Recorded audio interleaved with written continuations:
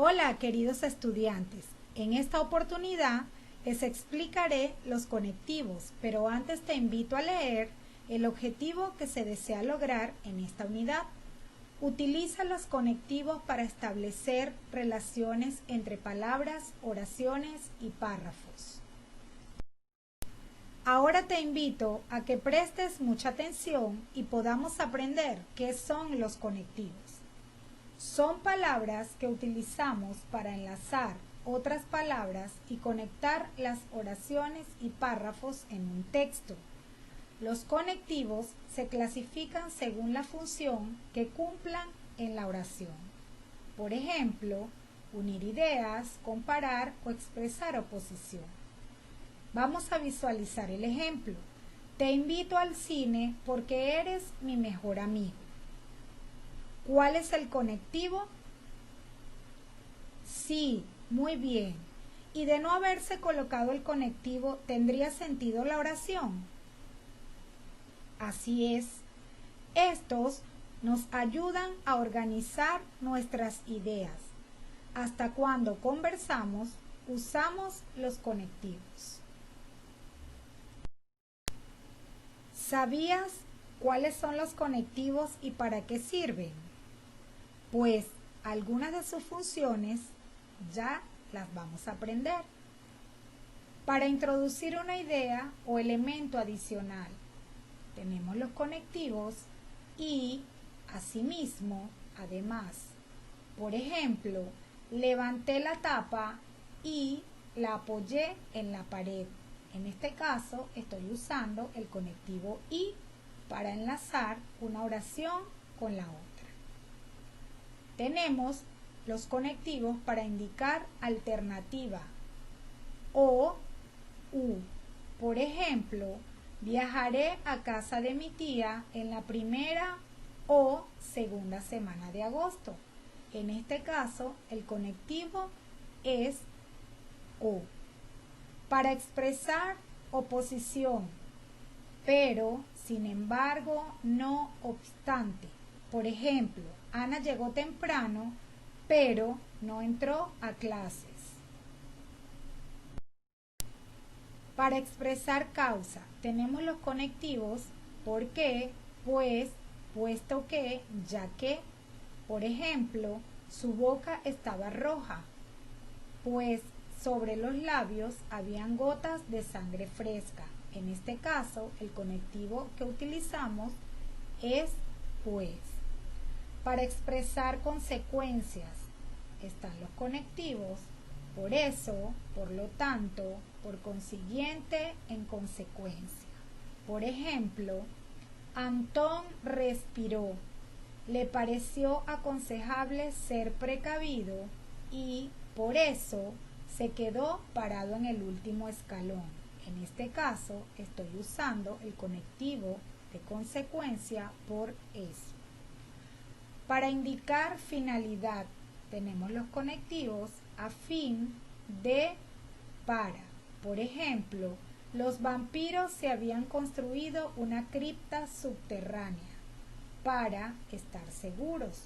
En este caso, el conectivo es para.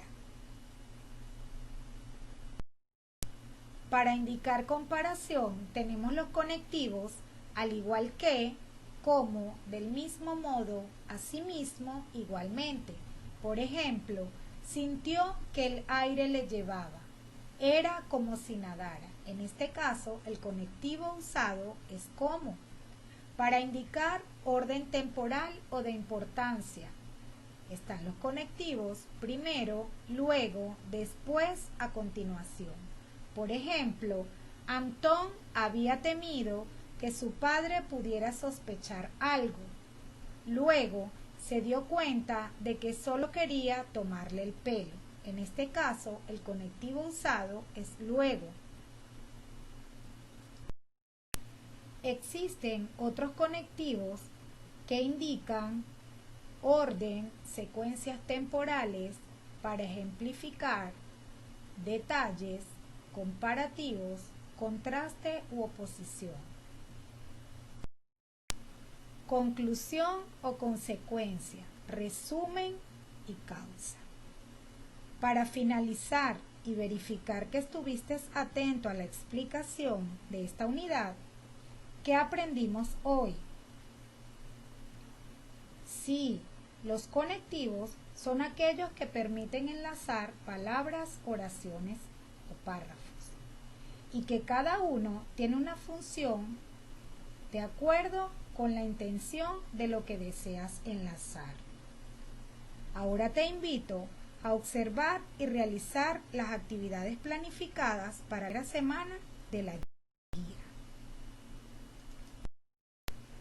En esta oportunidad, en el área de matemática, trabajaremos con las fracciones, pero antes vamos a leer el objetivo de esta unidad. Representa gráficamente, lee y escribe una fracción. ¿Cómo sería nuestra vida sin fracciones? ¿Hablaríamos igual? Las fracciones son muy importantes en nuestro lenguaje y para las matemáticas. Si no existieran las fracciones, no podríamos decir que estamos a la mitad del camino, que deseamos comprar medio kilo de queso o que falta un cuarto para las 12.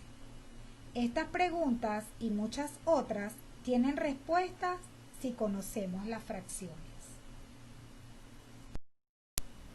¿Qué es una fracción?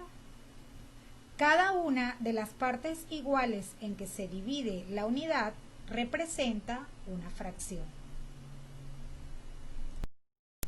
Las fracciones tienen dos términos. Ellos son numerador y denominador.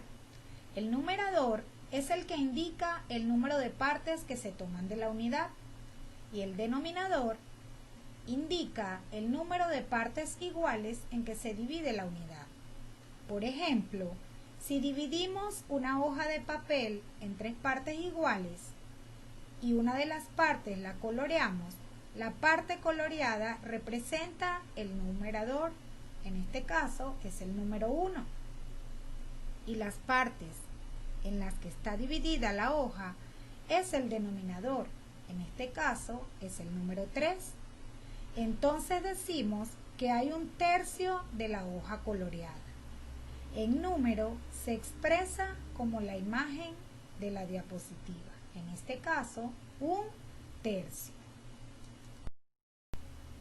Para expresar una fracción con cifras, primero escribimos el numerador, después trazamos la línea fraccionaria y debajo de esta se escribe el denominador.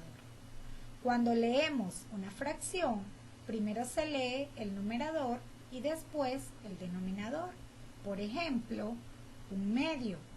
Esta fracción tiene nombre particular, ya que cuando el 2 ocupa el lugar del denominador, se lee medio. Tenemos esta otra fracción, 2 cuartos. El numerador, en este caso, es el 2 y el denominador, en este caso, el 4, que se lee cuarto. Las fracciones que expresan hasta 10 partes iguales las nombramos con números cardinales. En este caso, el numerador, y con números ordinales, el denominador. Recuerda que los números cardinales son aquellos que expresan cantidad. Por ejemplo, 1, 2, 4, 6, etc. Y los números ordinales son aquellos que me indican el orden. Por ejemplo, primero, cuarto, quinto, sexto, etc. Ahora visualizamos las fracciones de la diapositiva. 3 sextos y la fracción 6 séptimos.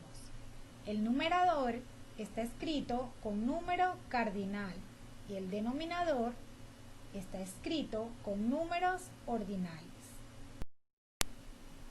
Las fracciones que expresan desde 11 partes iguales las nombramos con números cardinales. El numerador y el denominador le agregamos la terminación o sufijo avo.